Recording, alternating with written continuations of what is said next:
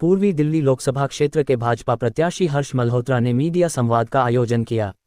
हर्ष मल्होत्रा ने बताया कि प्रधानमंत्री नरेंद्र मोदी के नेतृत्व में देश निरंतर प्रगति के पथ पर अग्रसर है। दिल्ली का प्रत्येक भाजपा लोकसभा क्षेत्र नरेंद्र मोदी के नेतृत्व में ही विकसित भारत बेहतर दिल्ली को संकल्पित है। हर्ष मल्होत्रा ने कहा, आम आदमी पार्टी और कांग्रेस का भ्रष्टाचार की कच्ची नींव पर आधारित गठबंधन है। भ्रष्टाचार में लिप्त केजरीवाल सरकार देश की राजधानी में अराजकता का माहौल पैदा करना चाहती है। अदालत ने दिल्ली के मुख्यमंत्री केजरीवाल की गिरफ्तारी को कानूनी रूप से वैध ठहराया है। अब केजरीवाल मुख्यमंत्री पद से त्यागपत्र देने के लिए किस बात और कौन सी नैतिकता का इंतजार कर रहे हैं। मल्होत्रा ने कहा, आम आदमी पार्टी का देश के संविधान में कोई विश्वास नहीं है। कांग्रेस का एक परिवार अपने आप को देश और संविधान से बड़ा मानता है, वहीं इनके गठजोड़ का साथी अरविंद केजरीवाल आजाद भारत के इतिहास में पहले ऐसे मुख्यमंत्री हैं।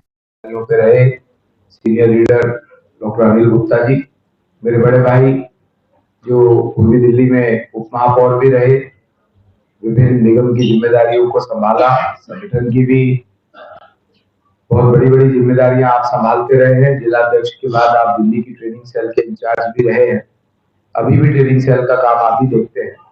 ऐसे भाई जो कि इस लोकसभा चुनाव के संयोजक के नाते भी काम देख रहे हैं, भाई महेंद्र आहूजा जी, यासिर जिलानी हमारा युवा चेहरा है, युवा परिपक्व प्रवक्ता के नाते भी, और सारा मीडिया कोऑर्डिनेशन का काम यासिर भाई देख रहे हैं। हमारे इस जिले के प्रवक्ता भाई भारत जी, विनीत जी, जैन साहब,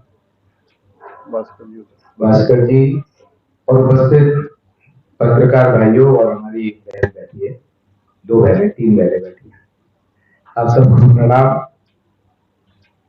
पहले तो आप लोगों का धन्यवाद, आप लोग अपना समय निकाल के यहाँ आए बातचीत करने के लिए, और दूसरा धन्यवाद इसलिए भी कि इस भीषण आवागमन में, चुनाव के भागदौड़ में मुझे भी 1-1.5 घंटा थोड़ा रिलैक्स हो जाएगा आप लोगों से बात करने में, इसका भी धन्यवाद देता हूं आपको। पूर्वी दिल्ली बहुत महत्वपूर्ण सीट है, ये बड़ी वर्सेटाइल सीट है, इसमें सभी तरह के लोग रहते हैं, झुग्गी क्लस्टर्स भी हैं और ऐसी भी है जहां पर हमें लोगों की आबादी, जहां पर बोट से जाना पड़ता है यमुना जी को क्रॉस करके, यमुना खादर वाली साइड। सोसाइटीज है, मध्यम वर्गीय लोग भी है, थोड़ा सा पॉश, सेमी पॉश कॉलोनीज भी हैं, तो सभी तरह के लोग, कुछ गांव भी है, गांव में अलग अलग तरह की आबादी है, कुछ गांव तो 1000 साल पुराने गांव भी है, कुछ अर्बनाइज हो गए हैं, अर्बनाइज होने के बावजूद भी उनका जो परिवेश है उन गांवों का, वो अभी भी ग्रामीण जैसा अच्छा वहां का वातावरण, एटमॉस्फेयर है। इसी कॉन्स्टिट्यूएंसी में मैं 2014 की बात करूं, 14 से अब तक की बात करूं, दिल्ली सरकार ने क्या किया उसके बारे में बाद में बात करेंगे, पर केंद्र में मोदी जी की सरकार ने इस क्षेत्र की दिशा और दशा बदलने में बहुत महत्वपूर्ण योगदान दिया। निजामुद्दीन सराय काले खान से लेकर के जो मेरठ के लिए एक्सप्रेसवे बना है, इसका शिलान्यास भी स्वयं मोदी जी ने किया था, मैं भी था उस कार्यक्रम में। और इस तो जो दिल्ली वालों को पीने के पानी की दिक्कत आती है, जो हमें गंगा जी से आता है या हरियाणा का पानी आता है हमारे लिए, वो भी हमें यमुना जी से पीने के पानी के लिए भी ट्रीटमेंट प्लांट करके उसे शुद्ध करके पीने लायक भी बनाया जा सकता है।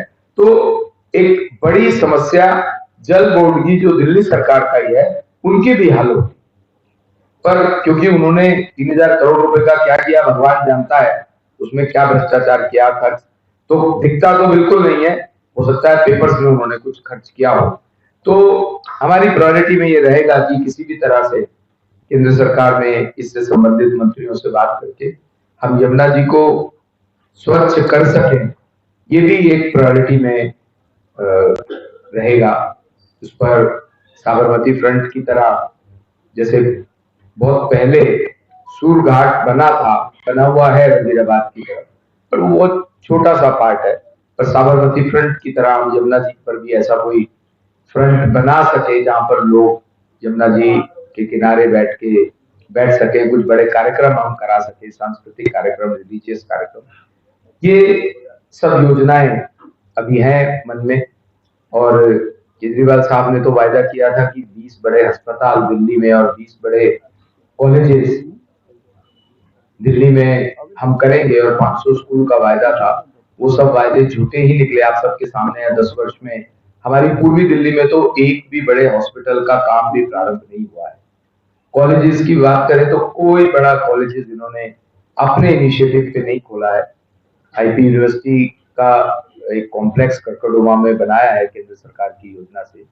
और केंद्र सरकार ने जो स्मार्ट सिटीज की योजनाएं प्रारंभ की थी, वो प्रारंभ भी हुई है कड़कड़डुमा में। उसी के तहत वो यूनिवर्सिटी का कैंपस वहां बना है। स्मार्ट सिटी कड़कड़डुमा को टेकअप किया गया था, उसको भी आगे बढ़ा करके वहां पर और जो नागरिकों के लिए ठीक सुविधाएं दे पाएंगे, इसका हम प्रयास करेंगे। बहुत बहुत धन्यवाद। मेरी बात